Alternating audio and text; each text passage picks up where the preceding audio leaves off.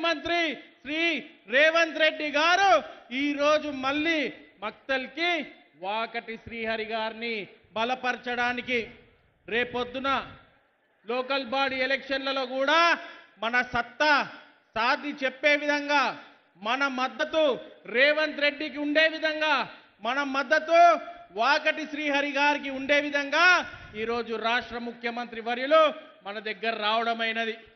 ఈరోజు ఇక్కడున్న యువకులు, మహిళలు, సోదరులు, అక్కలు, తమ్ముళ్ళు అందరూ కలిసి రేవంత్ అన్న మాటలు మాట్లాడేటివన్నీ మన గ్రామాలకు తీసుకెళ్ళాలి. రేవంత్ అన్న చెప్పే విషయాలన్నీ మన గ్రామాలకు తీసుకెళ్ళి రేపొద్దున జరగబోయే సర్పంచ్ ఎన్నికల్లో మరియు లోకల్ బాడీ ఎన్నికల్లో కాంగ్రెస్ ప్రభుత్వం ఘన విజయంగా బలపరిచి రేవంత్ అన్నకు బలంగా మనమందరం నిలవాలని చెప్పి కోరుకుంటున్నాను. ఒక్కసారి అందరూ మళ్ళీ ఒక్కసారి గుర్తు తెచ్చుకోండి. 200 రూపాయలకే సిలిండరు, ఇంటింటికి సన్న బియ్యము, ఇంద్రమ్మ ఇల్లులు, ఇలాంటివి ఎన్నో పథకాలు మన ముందలున్నాయి, మన కళ్ళ ముందుకు వస్తున్నాయి. ఈ 2 సంవత్సరాలనే ఇన్ని చేస్తున్నారంటే ఇంకా రానున్న సంవత్సరాలలో అందరితో పాటు కలిసి మెలిసి తిరిగే ఈ యొక్క ముఖ్యమంత్రి ద్వారా మనకి ఎన్ని లాభాలు చేకూరుస్తాయో మీరందరూ ఒకసారి ఆలోచన చేయండి. మేము కూడా ఈరోజు ముఖ్యమంత్రి గారు ఈ యొక్క ప్రజాపాలన ప్రజా విజయోత్సవ సభలో ఏం మాట్లాడాలనుకుంటున్నాం మేము కూడా వేచి చూస్తున్నాం.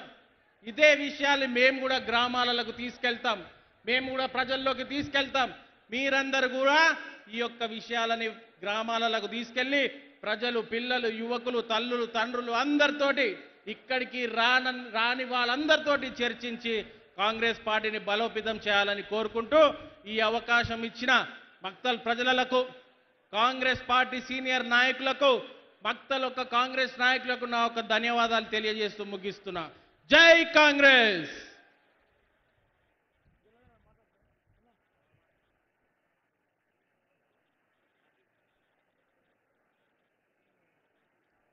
ఇప్పుడు అమర్జింత మాజీ ఎమ్మెల్యే, మహబూబ్ నగర్ మాజీ జడ్పీ చైర్మన్ స్వర్ణ సుధాకర్ రెడ్డి అమ్మగారు మాట్లాడాల్సిందిగా కోరుతున్నాను.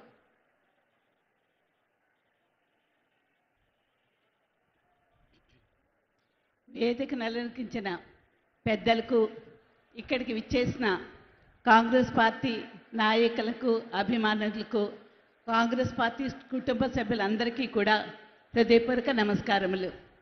మీకు ఒక చిన్న మాట ముందు నేను చెప్తా. అదేంటంటే, దేవుడు శ్రీహరికి ఇచ్చినంత మంచి గొంతు నాకు ఇవ్వలేదు, రేవంత్ రెడ్డి గారికి ఉన్నంత టాలెంట్ నాకు ఇవ్వలేదు. ఇక్కడ వేదిక మీద ఇక్కడ మాట్లాడిన వాళ్ళందరికీ ఉన్న అంత గట్టి గొంతు కూడా నాకు లేదు. నాది చాలా చిన్న గొంతు. దయచేసి మీరందరూ కూర్చుంటే, నిశ్శబ్దంగా ఉంటే ఒకే ఒక 2 మాటలు మాట్లాడతా. మీకేమీ విసిగించను, బోరు కొట్టించను. కాకపోతే ఏంటంటే, స్టేజ్ దగ్గరికి వచ్చి మైక్ ముందు నిలబడి మాట్లాడమంటే నాకు అస్సలు చేత కాదు. హాయిగా మీ అందరి మధ్యలో కూర్చుని మాట్లాడమంటే ఎన్ని మాటలన్నా చెప్తా.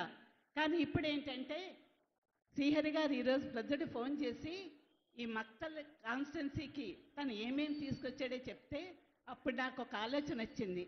అసలు వాళ్ళ అమ్మగారు ఏం ఆలోచించి శ్రీహరి అని పేరు పెట్టారా అని. ఎందుకంటే శ్రీ అంటే లక్ష్మి, హరి అంటే విష్ణుమూర్తి. శ్రీహరి అంటే హరి లక్ష్మీదేవిని వెంట పెట్టుకుని ఇక్కడ మక్తల్ నియోజకవర్గానికి వచ్చి మీ అందరికీ కూడా మీ లక్ష్మీ కటాక్షం కలిగించాలని చెప్పి తను ఎంతో కష్టపడుతున్నాడు. నిజంగా మక్తల్ నియోజకవర్గ ప్రజలందరూ కూడా చాలా చాలా అదృష్టవంతులు.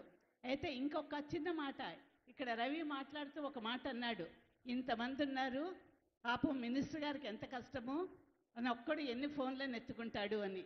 నిజంగా చెప్తున్నా, శ్రీహరికి ఒక అలవాటు ఉంది. అదేంటంటే, వట్టి మాటలు కట్టి పెట్టాయి, గట్టి మేలు తలపట్టవాయి. దేశం అంటే మట్టి కాదోయ్, దేశం అంటే మనుషులోయ్ అని. అంటే ప్రజలకి ముందు నేను సేవ చేయాలి.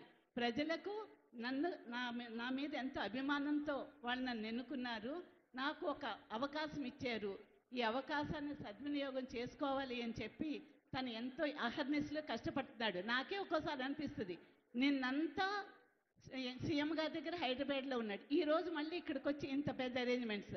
అందుకే నేను అప్పుడే అనుకున్నాను, నిజంగా భగవంతుడు తనకి మనిషి ఎంత ఎత్తుగా బలంగా ఉంటాడో పనులు కూడా అంత గట్టిగా కొట్లాడి సీఎం గారితో కొట్లాడతాడు, మిగిలిన మినిస్టర్స్తో కొట్లాడతాడు, ఎవరి కోసం మీకోసం కొట్లాడతాడు. ఎందుకంటే మీరు ఎంతో నమ్మకంతో అతన్ని మంత్రిగా చేసినందుకు మీకు మీ రుణం తీర్చుకోవాలన్న ఉద్దేశంతో తను మీకోసం ఎంతో చేశాడు. అయితే ఇంకొక విషయము అదేంటంటే అపోజిషన్ చాలా బలంగా ఉంది, మనందరికీ తెలుసు. శ్రీహరి చేసిన దాంట్లో వాళ్ళ ఇందులో సగం 4 నెలలైంది మినిస్టర్ అయ్యి. దగ్గర ఈ ఒక్కరోజే 1000 కోట్ల పనులు తీసుకొచ్చాడు. అంటే తను ఎంత కష్టపడుతున్నారో ఒకసారి ఆలోచించండి. తను ఊరికే మనతో మాట్లాడుకుంటూ కూర్చుంటే ఈ పనులైతే చేయగలదా? అందుకని చెప్పి మీరందరూ కూడా మీలే శ్రీహరి అనుకుని ఒకసారి ఆలోచన చేయండి.